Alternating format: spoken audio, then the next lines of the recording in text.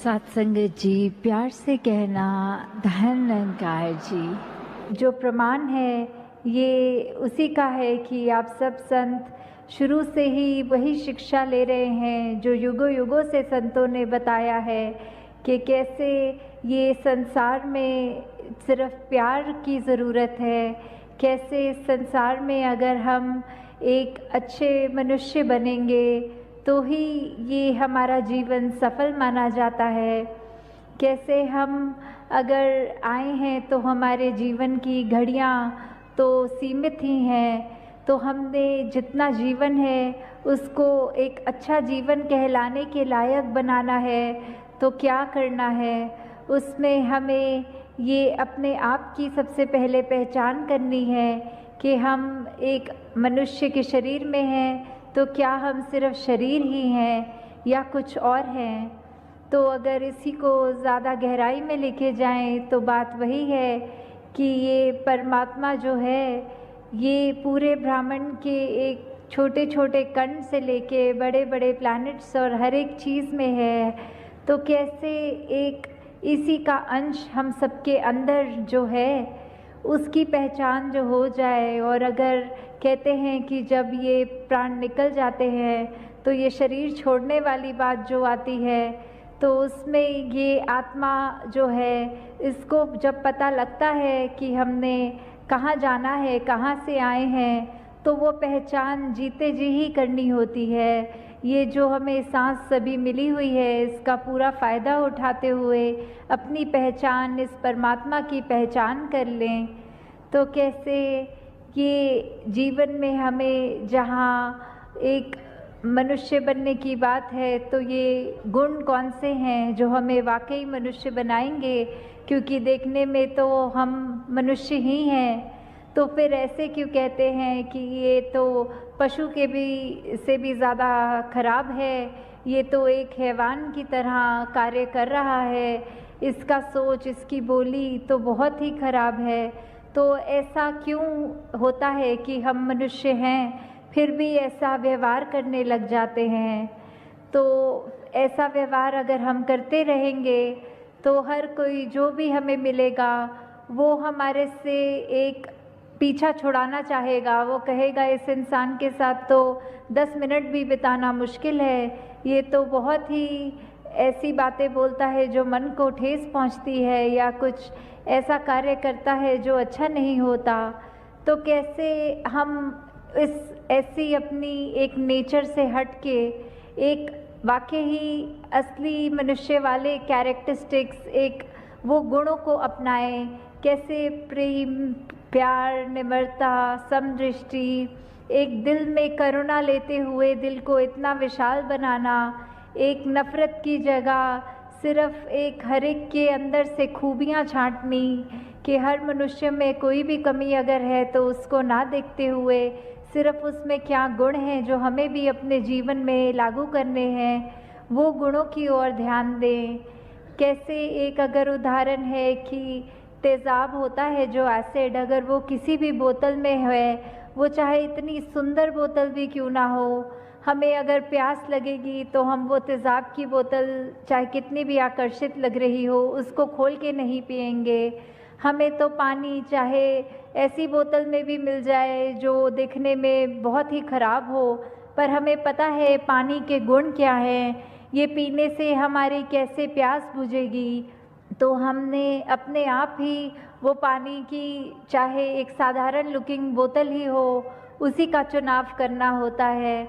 तो ऐसे ही हम चाहे बाहर से अपने तन को भी इतना सजा लें, इतने खूबसूरत लगने लग जाएं, पर अगर मन ही कड़वा है, हमारे सोच विचार में ही बहुत मैल है, दिल में मैल है, तो कोई हमारा उस तरह से हमारे संपर्क में भी नहीं आना चाहेगा। जबकि अगर मन साफ हो तो फिर हम दिखने में चाहे सुंदर हो ना हो तो एक वो फ़र्क नहीं पड़ेगा, क्योंकि हर कोई फिर हमसे वो एक खुशबू ही एक हमारा ग्रहण कर पाएगा। तो ये अगर हमें विचार अपने अंदर हमेशा रखने होते हैं तो उसके लिए क्या करना होता है। उसके लिए तो सिर्फ यही बात है कि पहले ये ब्रह्म ज्ञान को इसके साथ निरंकार को जोड़कर अपने हर पल में इस निरंकार को जब हम याद रख के ये जीवन बिताते हैं तो वाकई ही ये दिन, ये जीवन, ये पल, ये घड़ियाँ बहुत ही खूबसूरत हो जाती हैं। हमारे अंदर ऐसी अच्छे गुणों का एक असर दिखने लगता है। वो मार्ग एक सेवा, सुमिरन और सत्संग के द्वारा, जो आज भी जैसे सत्संग में अनेकों महापुरुषों ने इतने हमें ऐसी बातों के साथ रूबरू कराया कि वो बात अगर एक भी पकड़ के अपने जीवन में डालें तो वो जीवन कितना सुंदर बन सकता है।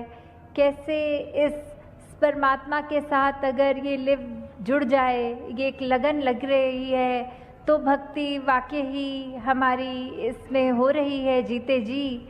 तो ये तो एहसास वैसा एहसास है जैसे एक माँ होती है, उसको अपने बच्चे को याद करने के लिए कोई ख़ास समय नहीं निकालना पड़ता। वो दिन का कोई भी अगर कार्य कर रही हो, जो बच्चा स्कूल गया है तो वो खाना भी बना लेंगी, वो ऑफिस में भी होंगी, वो कुछ भी ऐसा कार्य करेंगी, पर ध्यान यही होगा कि अभी बच्चा, उसका स्कूल में ब्रेक टाइम चल रहा होगा, अभी वो कोई एक सब्जेक्ट की उसकी क्लास चल रही होगी। तो ऐसे ही हम कोई भी कार्य करें तो इस परमात्मा का एहसास हमारे अंदर साथ साथ रह सकता है। कैसे हम अगर एक जीवन में ये बात अपना लें कि ये सुमिरन तो हम कुछ भी करते हुए कर सकते हैं, ये जब भी समय मिले सत्संग में आए और सब वो अच्छे बातों को, अच्छे गुणों को ग्रहण करें।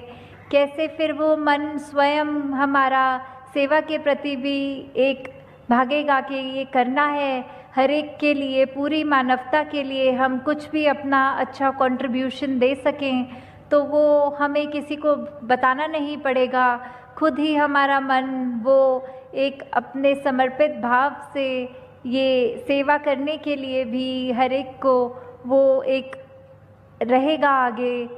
तो कैसे जीवन में हमें एक यही बातें रखकर कि हमें अपने जीवन में सिर्फ अपनी चेतनता के साथ, जब इस परमात्मा का हमें बोध हो गया तो ये चेतनता रखते हुए पल पल गुजारना है, और उसमें ही हमें ये एक सूझी मिल जाती है, एक ये रास्ता पता लग जाता है कि ऐसा कोई सिचुएशन है तो हमने क्या करना है। अगर मान लीजिए कोई, अगर बच्चे हैं, उनके एग्ज़ाम्स या पढ़ाई हर दिन वो बच्चा अच्छा करता है, तो उसको अगर कोई सरप्राइज़ टेस्ट भी ले ले टीचर तो उसको बिल्कुल डर नहीं होता।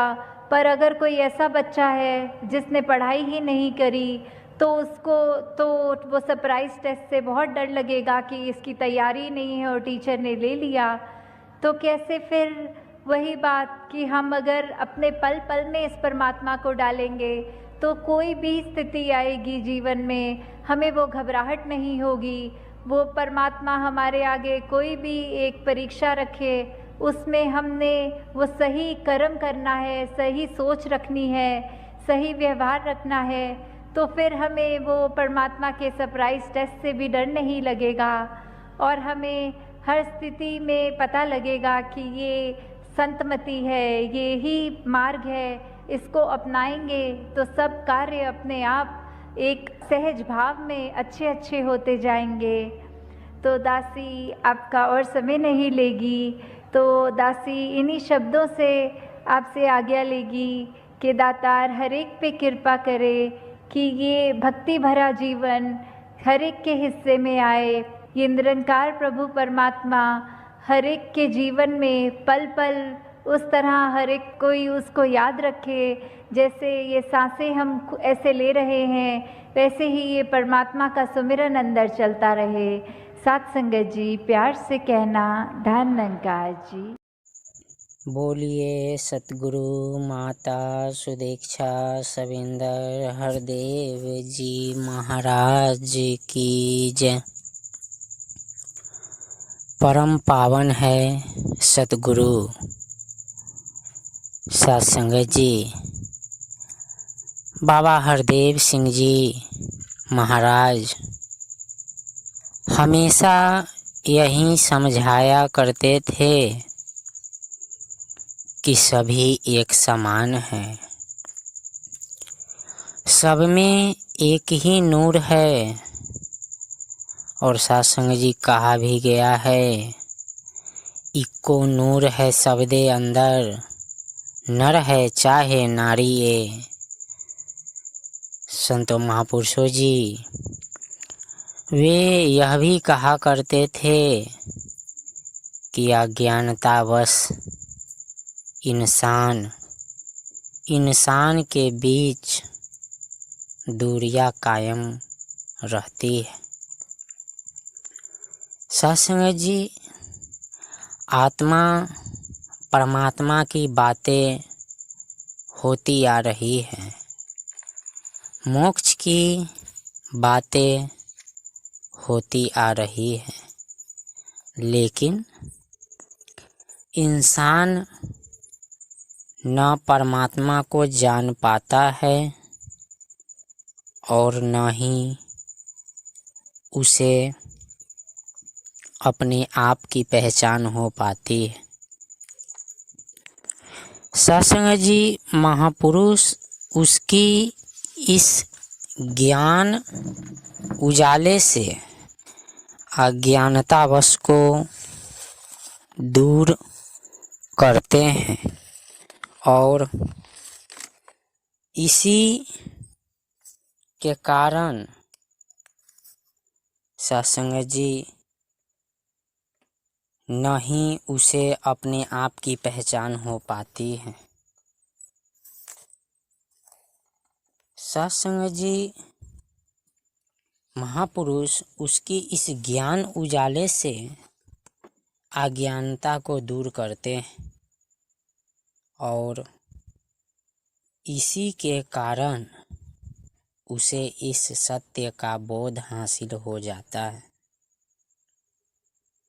संतों महापुरुषों जी स्वयं की पहचान हो जाती है। स्वयं की पहचान ही बाकी सब पहचानों से ऊपर वाली पहचान है। सत्संग जी भारत की पावन वसुंधरा पर समय समय पर अनेकों महापुरुषों का अवतरण हुआ है। उन संतों में से ही एक अलौकिक महापुरुष थे सद्गुरु बाबा हरदेव सिंह जी महाराज। सत्संग जी हमारे धर्म शास्त्र कहते हैं सद्गुरु परम पावन है, कृपा पूर्वक हर शरणागत भक्त का कल्याण करने वाले हैं। सद्गुरु अंतर्यामी है। सद्गुरु आत्मज्ञान प्रदाता है।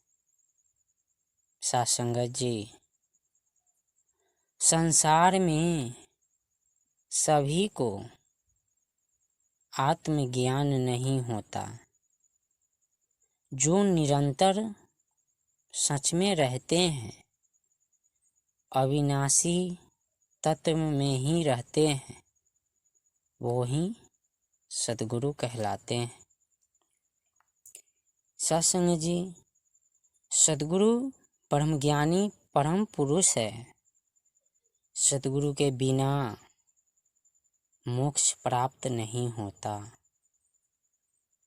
सद्गुरु प्रेम से युक्त और क्रोध से मुक्त है। सत्संग जी हम गलती करते हैं फिर भी सद्गुरु दया दर्शाते हैं। संतों महापुरुषों जी सद्गुरु से मिलने के बाद मन में चिंता नहीं होती। सद्गुरु के गुण सबसे ऊंचे होते हैं। इनके खाने पीने में समता रहती है, व्यवहार में समता रहती है। सासंग जी, सद्गुरु ही निर्धारित करते हैं